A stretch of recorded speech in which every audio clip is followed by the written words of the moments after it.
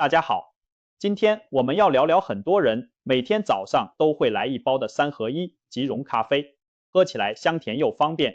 可是你有没有想过，这小小一包里面到底是什么？天天喝对健康有没有影响？有人说适量喝没问题，也有人把它形容成慢性毒药。到底3合1咖啡是健康的救星，还是暗藏风险的凶手呢？今天就让我们从成分开始，一步步揭开3合1咖啡的真相。先从最基本的开始，3合1咖啡的组成。所谓3合1，指的就是咖啡粉、糖和奶精3样东西混合在一起。一包3合1咖啡看似平平无奇的粉末，其实内容物相当惊人。咖啡粉，别以为这是纯咖啡豆研磨，事实上它是即溶咖啡粉。通常用品质比较一般的咖啡豆先煮成咖啡液，再经由喷雾干燥或冷冻干燥变成粉末。即溶咖啡虽然也是咖啡提取物，但含量在3合1包装中并不高。一般市售3合1咖啡里，咖啡成分只占大约 10% 左右，也就是说一包3合1里90%都不是咖啡。所以很多人喝3合1提神效果觉得不强，就是因为咖啡因含量其实不多。即溶咖啡本身经过加工，咖啡因和抗氧化物含量也低于新鲜研磨咖啡。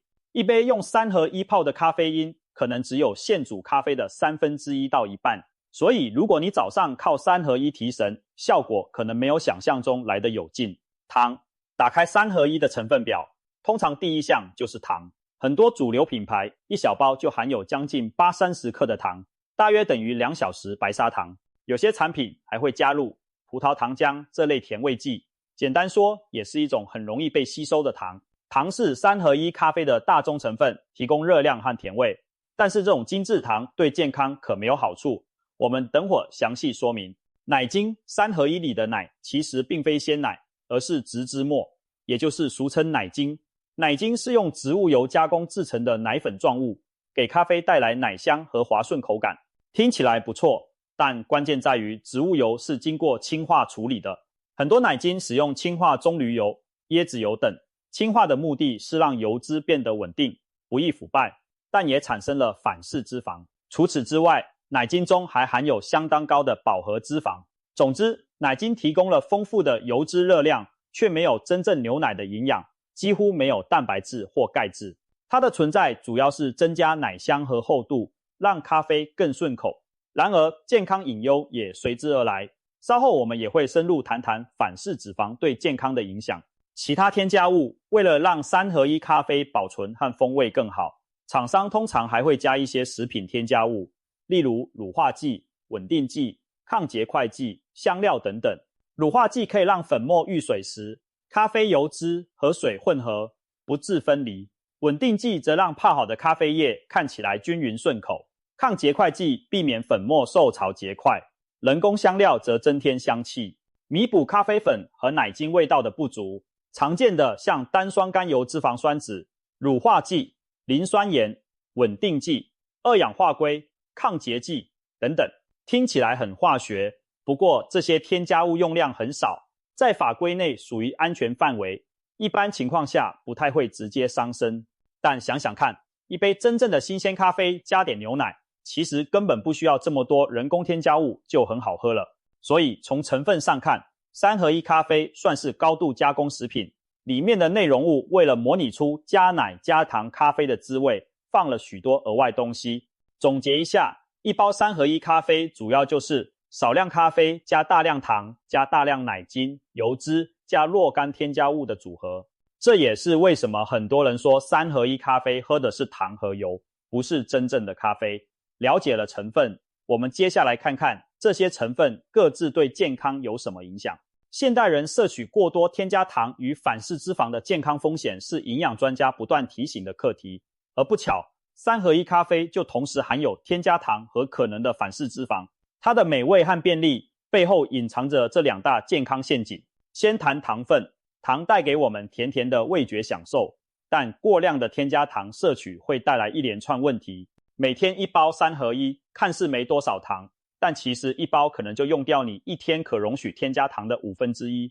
根据卫生单位建议，一个成年人每天从饮食中摄取的添加糖应低于总热量的 10%。以一般人约2000大卡的需求来算，10%大约是50克糖，如果能再低一些更好，甚至有专家建议最好不超过5%，约25克糖。假设一包3合1含糖约9到10克，你喝2包就接近20克糖，再吃点别的甜食，很容易整天加起来就超标了。为什么要限糖呢？因为过多的糖分会导致肥胖和代谢问题。当你摄取太多糖，身体会将多余的糖转化成脂肪囤积起来，久而久之体重上升，脂肪堆积。特别是常喝含糖饮料的人，罹患肥胖、第2型糖尿病、脂肪肝的风险都将增加。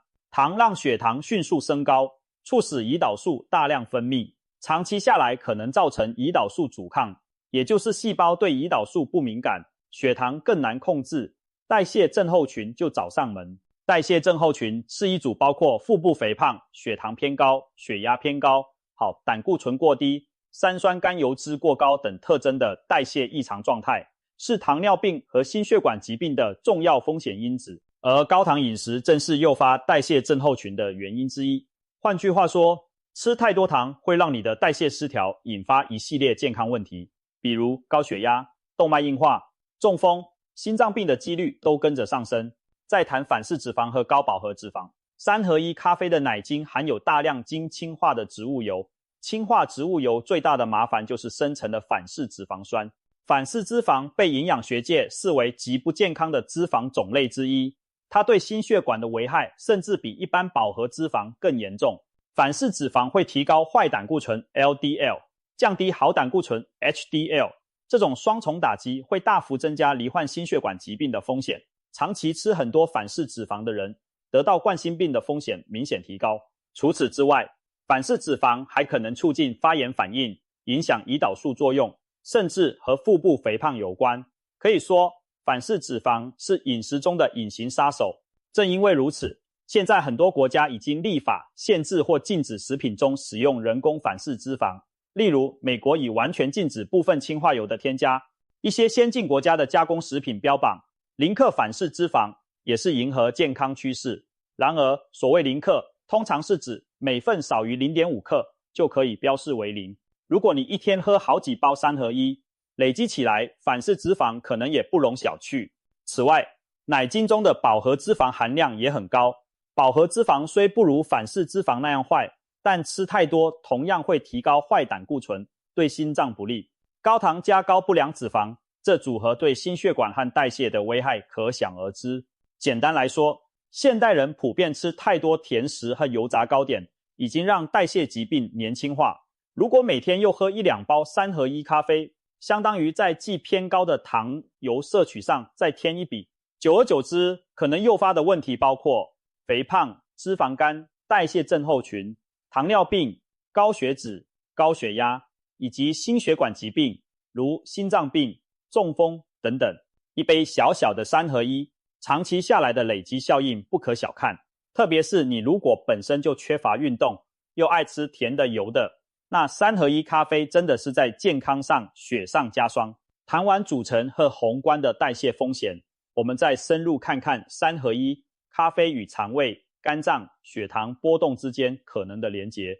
很多人关心喝3合1对胃好不好，会不会伤肝，血糖起伏怎样，我们逐一说明。1、肠胃影响。咖啡因本身对肠胃就有刺激作用，它会促进胃酸分泌，放松食道和胃交界的括约肌。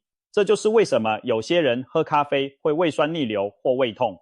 那3合1咖啡因为含糖含油，对胃的刺激更复杂。如果你空腹就喝一杯3合1，问题更大。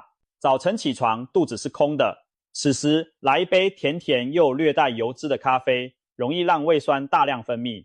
因为糖分会提高胃酸浓度，油脂滞留在胃里也刺激胃液分泌，结果可能导致胃灼热、胃食道逆流、胃胀气，甚至慢性胃发炎等不适。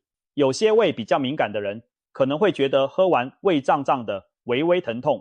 营养师建议，如果要喝咖啡，不管3合1还是黑咖啡，最好避开空腹时，可以先吃点早餐垫垫胃，比如来点吐司或蛋，让胃里有其他食物去中和酸性，这样再喝咖啡，胃的负担会小很多。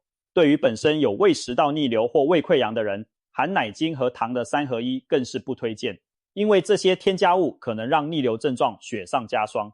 总之，3合1咖啡对肠胃的影响因人而异，但空腹喝确实比较伤胃。如果你常觉得喝了胃不舒服，不妨调整饮用时间或方式。值得一提的是，有些人喝了咖啡会肠子蠕动加快，甚至跑厕所。咖啡因有促进肠蠕动的效果，3合1也一样。虽然这对某些便秘的人是正面作用，但对肠燥症或敏感肠胃者而言，可能引起腹泻。因此，观察自己的身体反应很重要。如果你发现每次喝3合1都拉肚子，或许你对奶精中的某些成分不耐受。例如，奶精通常含有乳糖或酪蛋白，乳糖不耐的人可能因此胀气拉肚子。这种情况下，就要节制或改变饮用方式。2. 肝脏影响。咖啡对肝脏的影响其实是双面刃。一方面，纯咖啡，尤其是不加糖、不加奶的黑咖啡，被许多研究证实对肝脏有保护作用。适量喝黑咖啡可以降低肝脏发炎，减少脂肪肝发生率，甚至对预防肝硬化和肝癌有益处。这听起来很棒，但要注意，这些肝脏保护效果指的是不加糖的咖啡。如果是3合1咖啡，里面的高糖分可能抵消掉咖啡本身对肝的好处。为什么呢？因为高糖饮食正是导致非酒精性脂肪肝的主因之一。当我们摄入过多糖分，尤其是含果糖的糖，肝脏会把多余的糖转化成脂肪，储存在肝细胞，久而久之形成脂肪肝。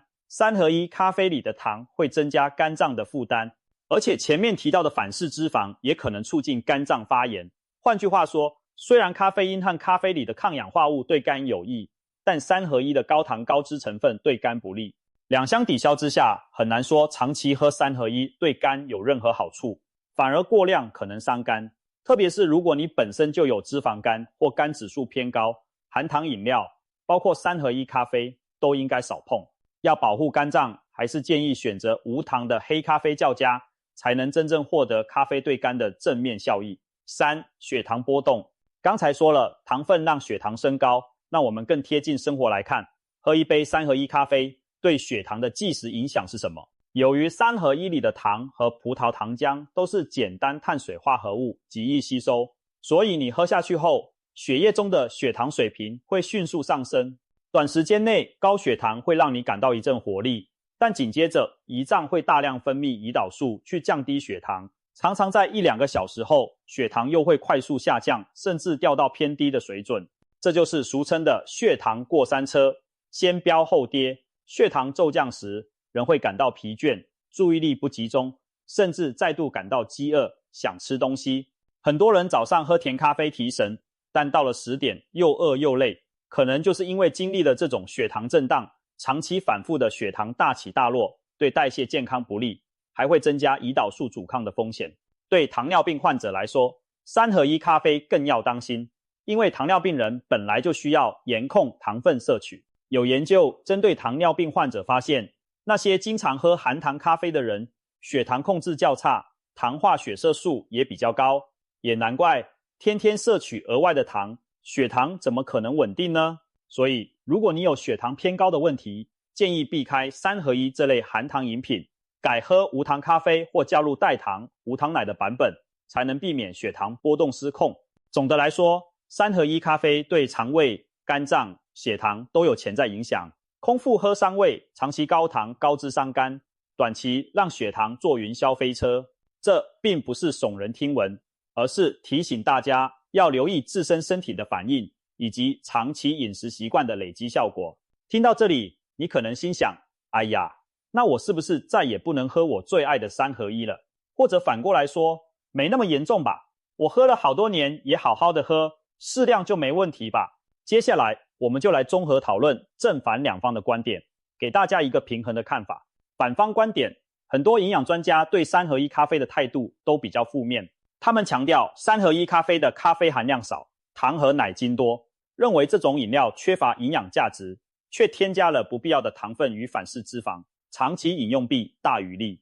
在专家眼中，3合1咖啡比较像是一种含咖啡味的甜饮料，应该归类到含糖饮料的范畴，而不是真正的咖啡。他们往往建议能不喝就不喝，想提神还是喝无糖黑咖啡最佳。如果一定要喝，务必控制频率和分量。例如，有研究指出，三合一咖啡每天最多1至2包为宜，再多对健康的不利影响就会明显上升。营养师也提醒，现在许多三合一咖啡虽然包装写着零反式脂肪，但并不代表没有油脂和热量，奶精中的饱和脂肪依然存在，所以千万别因为商家标榜微糖、低脂就放心无限量畅饮。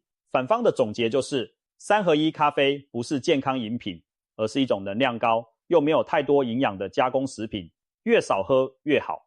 正方观点当然也有人为三合一咖啡说几句话，很多消费者自己感觉我每天喝一杯，身体也没出什么状况，他们认为适量饮用是没问题的。确实，如果你其余饮食均衡，生活作息正常，一天一包小小的三合一咖啡未必会立刻造成明显危害。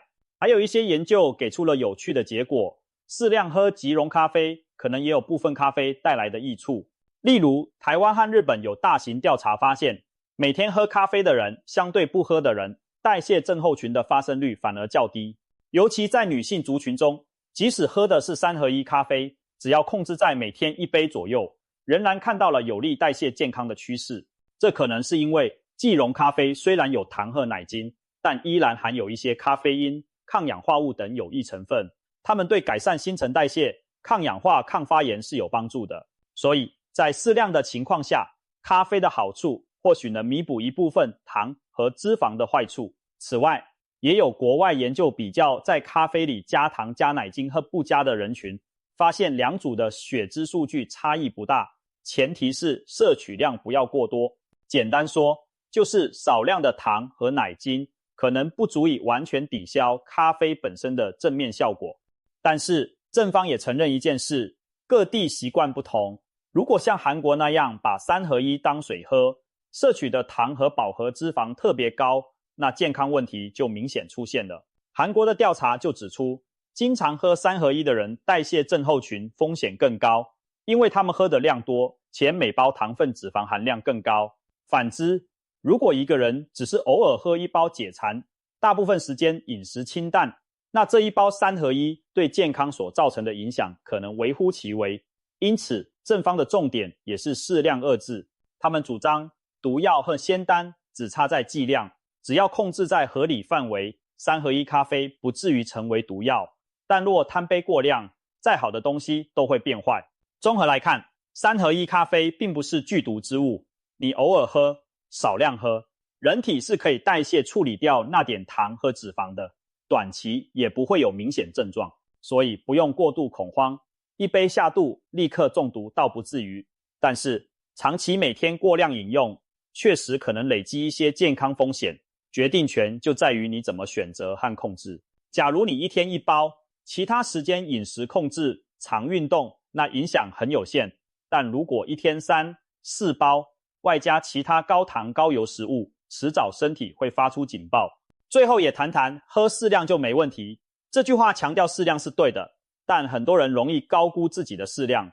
有的人一天2包咖啡、2杯手摇饮料，还觉得我每样都只有喝一点点啊，结果累积起来就太多了。所以如果你要把三合一纳入日常，建议真的严格限定分量。不少专家建议一天最好不要超过2份三合一咖啡，一周喝个几次已经足够，不要当水狂灌。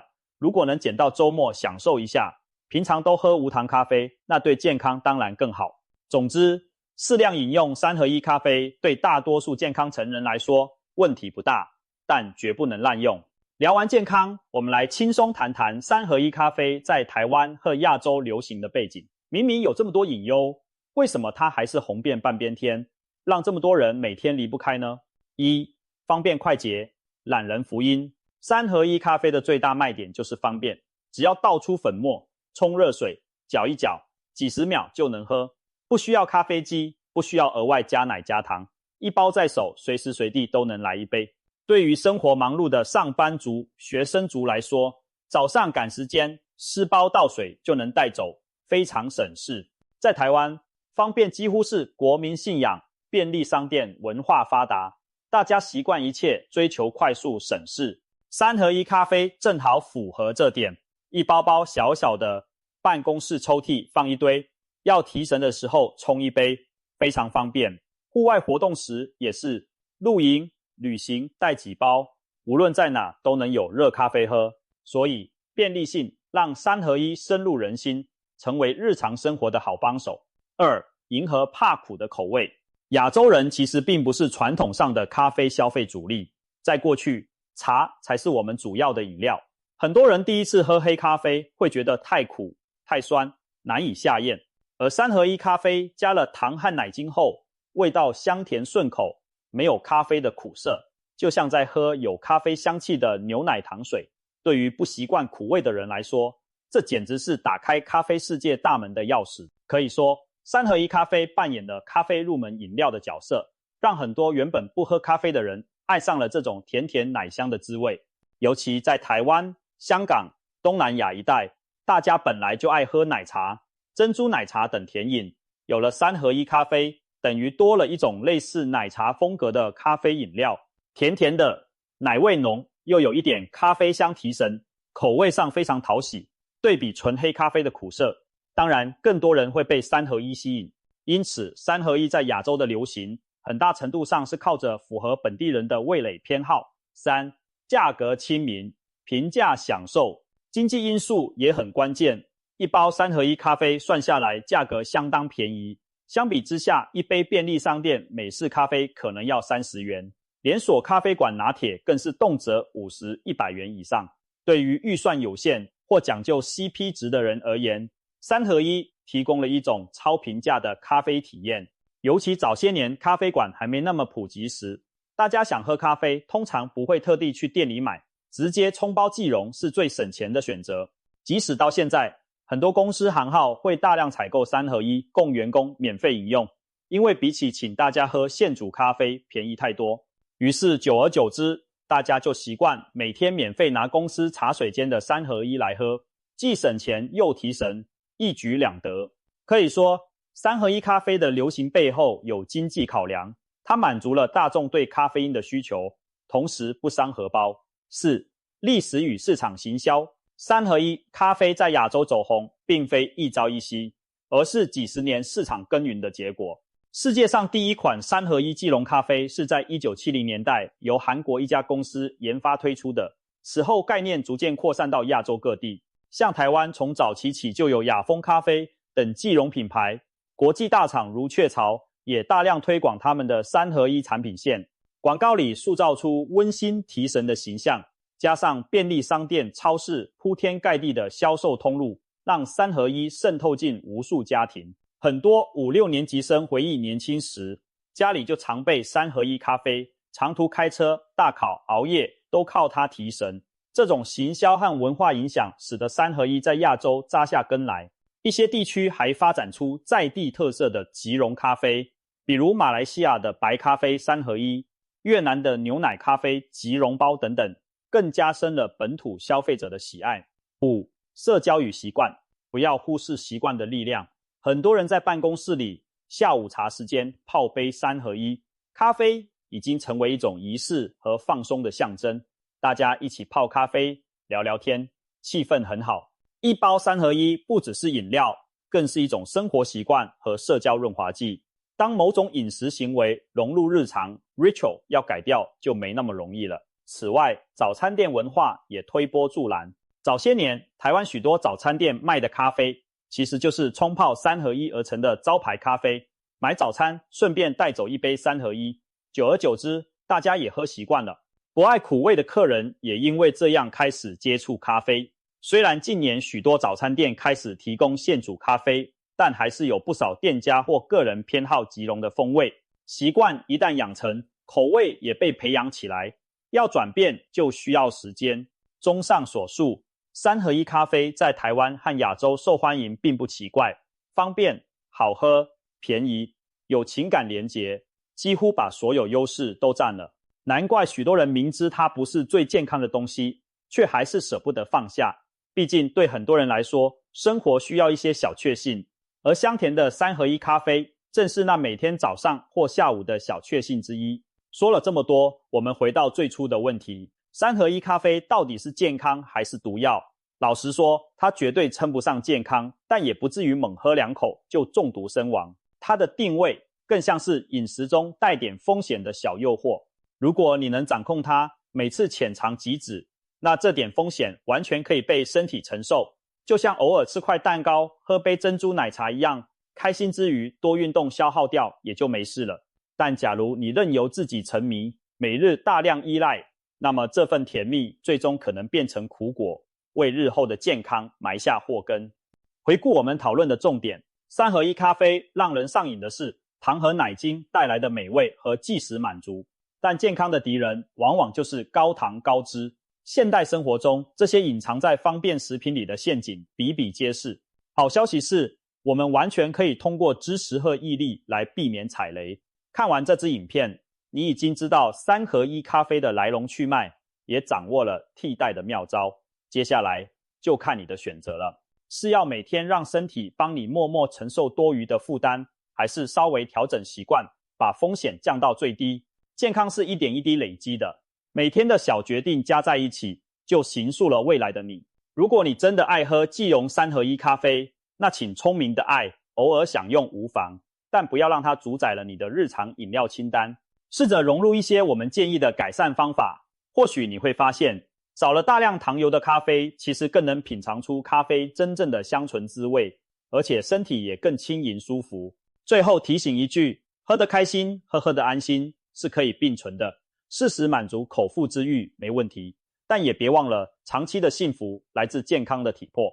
希望这次的分享能帮助爱喝三合一咖啡的你找到平衡之道，不管是健康还是美味，都不用后悔一辈子，因为从现在开始，你可以做出更好的选择。祝大家都有精神旺盛又健康满分的每一天。